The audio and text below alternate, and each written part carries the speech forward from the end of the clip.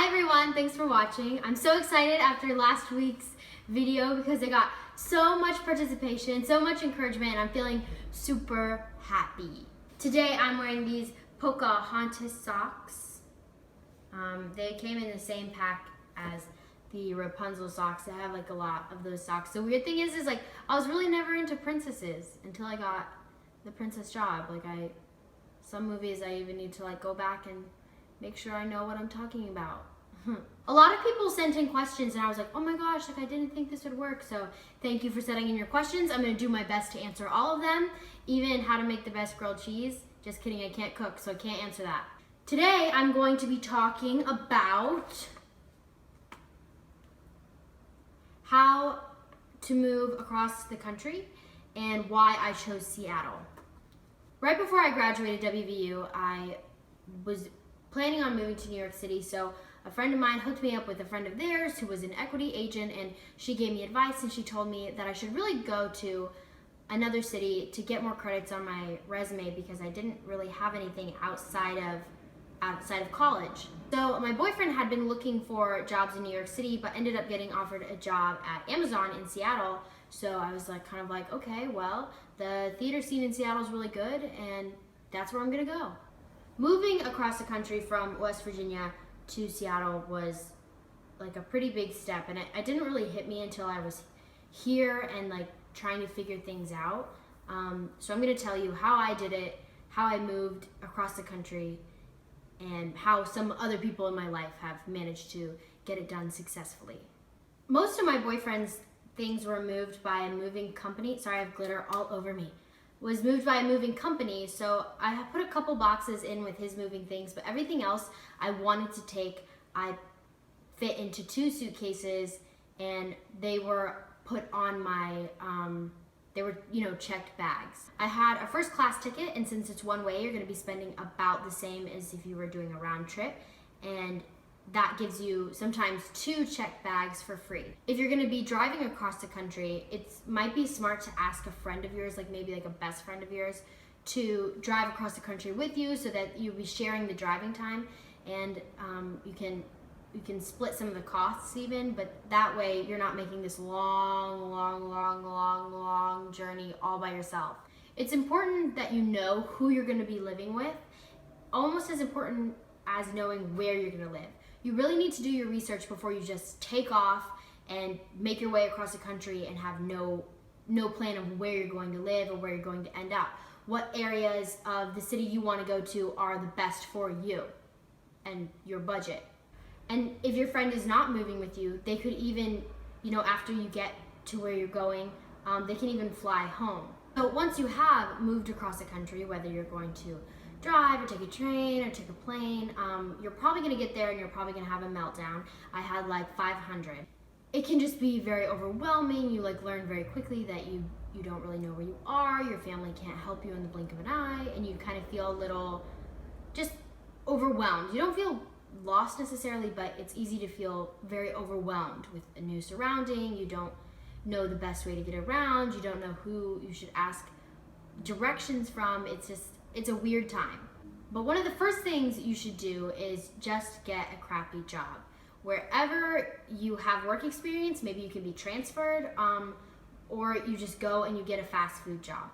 That's the mistake I made. I was applying to jobs that required a degree, higher than entry level, and so I wasted maybe a month of my time and was burning through money, and I didn't have a job. And then I got a job at Chipotle. So if I could go back, I would get the job at Chipotle right away and be applying for other things instead of just doing nothing all day and feeling like a bum. But if you're moving across the country because you have a job, things will be a little easier for you. A lot of you asked me how to make friends once you move. What? Was that Alexa? Sorry, I didn't understand the question I heard. Oh, so you can make friends through your work. That's the easiest way. Another way to get more involved and plugged into your community is if you are affiliated with any religion and you go to church, you go to synagogue, whatever you go to, find something, do your research, find something that is up your alley and fits the type of service you want to be going to.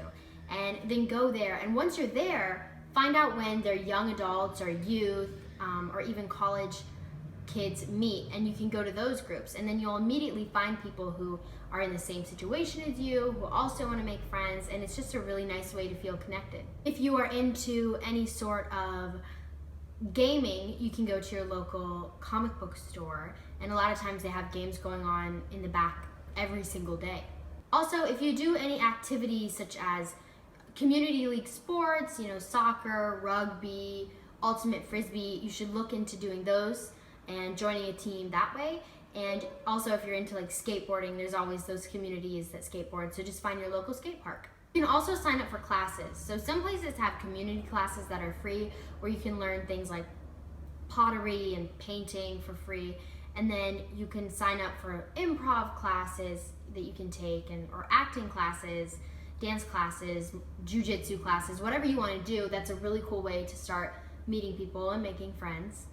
And then kind of a weird thing is any social site that you're on can sometimes have like meetups and like events that you can go and literally meet up with other people who are in that group. For example, Reddit has like a Seattle Reddit, and they had a meetup where my boyfriend went, and he made like a really good friend that we still hang out with like now. Reddit also breaks it down into smaller groups, so any like group that you're following, joining in Reddit, they sometimes might have meetups. I tried an app called Friendable, and I requested like that I wanted to be friends with girls my age who are into the same things as me, but it kind of just turned into Tinder or something like that, where people were just messaging me not because they wanted to be my friend. So I don't really suggest that app. I tried meetup.com, but the problem I had with meetup.com is it wanted you to join a lot of groups so you could meet people really quickly, and I didn't really see a connection I had with the people in the groups. Plus I was like email blasted like 5 or 6 emails every day, and I really wasn't about that. Another way to get involved is Googling events near me or free events near me, and Google will give you the community calendar that has tons and tons of events, what type of events they are. Anything that has been put on the like online community calendar will pop up, and there's hundreds and hundreds of events to choose from. Even in my small town of Morgantown, I looked at the community calendar and found things to do all the time. Let me know if you found this video helpful. If you have any other tips or bits of advice, you can comment them. I'm pointing again. You can comment them below. I will also attach my new Ask FM that goes along with Ask Away with Ashley K. And yeah, let me know if you found this video helpful. Give it a thumbs up, like, comment, subscribe, share, ask, or do something else if you want to. That's all I have for this video. I'm super excited to get everyone's feedback. I hope everyone's like super excited like me. Okay. See you next time.